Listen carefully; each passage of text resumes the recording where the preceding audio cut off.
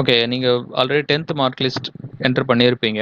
இதில டோட்டல் ஆவரேஜ்லாம் கண்டுபிடிச்சு வச்சிருப்பீங்க. டோட்டல் கண்டுபிடிக்கிறதுக்கு என்ன பண்ணியிருப்பீங்கன்னா, ஃபுல்லா செலக்ட் பண்ணிட்டு, ஆட்டோ சம் இதில போயிட்டு சம்ம கிளிக் பண்ணியிருக்கலாம்.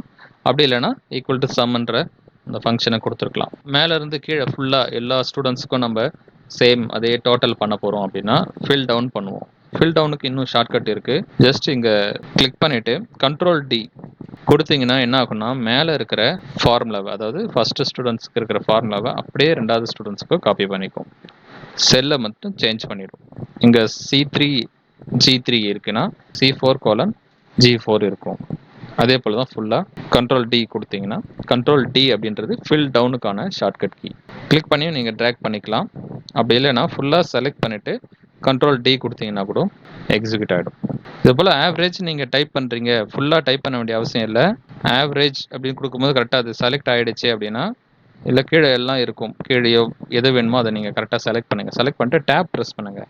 ப்ரெஸ் பண்ணிங்கன்னா அது ஃபுல்லாகவே வந்துடும். அந்த இடத்துல டைப் பண்ண வேண்டிய அவசியம் இல்லை.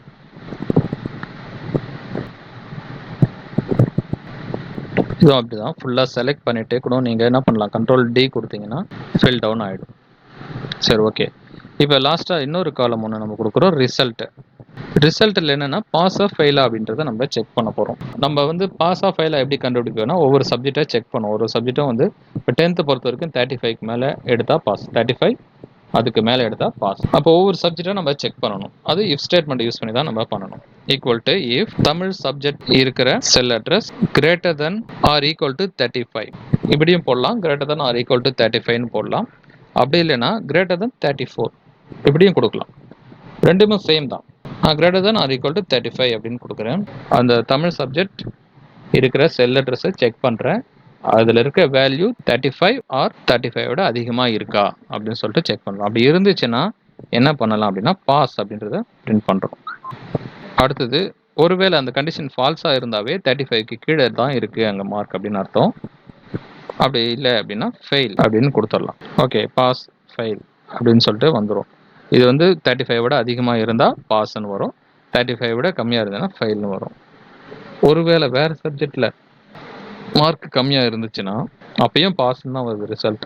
10th பொறுத்த வரைக்கும் 10th இல்லை, எந்த ஒரு டிகிரியோ இல்லை எந்த ஒரு ஸ்டாண்டர்ட் எது எடுத்திருந்தாலும் சரி, ஏதாவது ஒரு சப்ஜெக்டில் ஃபெயில் ஆனாலும் ஃபெயில் தான் வரும். அப்போ நம்ம இங்கே சயின்ஸில் வந்து 32ன்னு போட்டிருக்கோம், அப்போ ஃபெயில் தான் வரணும். ஏன் பாஸ்ன்னு வந்திருக்குன்னா நம்ம செக் பண்ணது தமிழ் சப்ஜெக்டை மட்டும்தான். ஒவ்வொரு சப்ஜெக்டாக செக் பண்ணி ஆகணும். அப்போ ஒவ்வொரு சப்ஜெக்டாக செக் பண்ணணும்னா அப்படிங்க கமா போட்டு கொடுத்துடலாமா அப்படின்னு சொல்லிட்டு நம்ம யோசிப்போம். பட் இந்த ஸ்டேட்மெண்ட்டில் கமா கொடுத்து பண்ணோன்னா ஒர்க் ஆகாது. அதுக்குன்னு இன்னொரு ஃபங்க்ஷனை உள்ளே ஆட் பண்ணணும். இன்னொரு ஃபங்க்ஷன் என்ன அப்படின்னா அண்ட் அப்படின்ற ஒரு ஃபங்க்ஷன். அண்ட் அப்படின்னு கொடுத்துட்டு ப்ராக்கெட் ஓப்பன் பண்ணிவிட்டு ஃபஸ்ட்டு C3 செக் பண்ணுறோம். அதுக்கப்புறமா கமா D3 செக் பண்ணணும். D3 greater than or equal to 35. இது போல் ஒவ்வொரு சப்ஜெக்டாக செக் பண்ணணும். Comma E3 greater than or equal to 35, F3 greater than or equal to 35, comma G3 greater than or equal to 35. Bracket close பண்ணணும். ப்ராக்கெட்டுக்கு அப்புறம் comma இருக்கணும். அதுக்கப்புறம் டபுள் கொட்டேஷனில் பாஸ், அதுக்கப்புறம் டபுள் கொட்டேஷனில் ஃபெயில். கரெக்டாக ப்ராக்கெட் எத்தனை ஓப்பன் பண்ணோமோ அத்தனை க்ளோஸ் பண்ணணும். கரெக்டாக கமாலாம் கரெக்டாக எங்கெங்கே கொடுத்துருக்கோம் அது கரெக்டாக கொடுத்துருங்க. அப்போ தான் எக்ஸிக்யூட் ஆகும், இல்லைனா எரர் வரும். இப்போ பாருங்கள் ஃபெயில் அப்படின்னு வந்திருக்கு. இதை நீங்கள் ஃபில் டவுன் பண்ணிக்கலாம். ஃபில் டவுன் பண்ணிட்டீங்க அப்படின்னா எல்லாருக்கும் வந்துடும். இதில் ஒரு சில மார்க் வந்து கம்மி பண்ணியிருக்கேன், அதனால் ஃபெயில் வந்துருக்கு. ஓகே, நீங்கள் இதை எக்ஸிக்யூட் பண்ணி பாருங்கள். இஃப் ஸ்டேட்மெண்ட் எல்லாம் யூஸ் பண்ணி பாருங்கள். 10th mark list already create பண்ணி வச்சுருப்பீங்க. அதில் ரிசல்ட் அப்படின்ற ஒரு காலம் ஆட் பண்ணி அதில் வந்து பாஸ் ஃபெயிலை வந்து கண்டுபிடிச்சி வைங்க.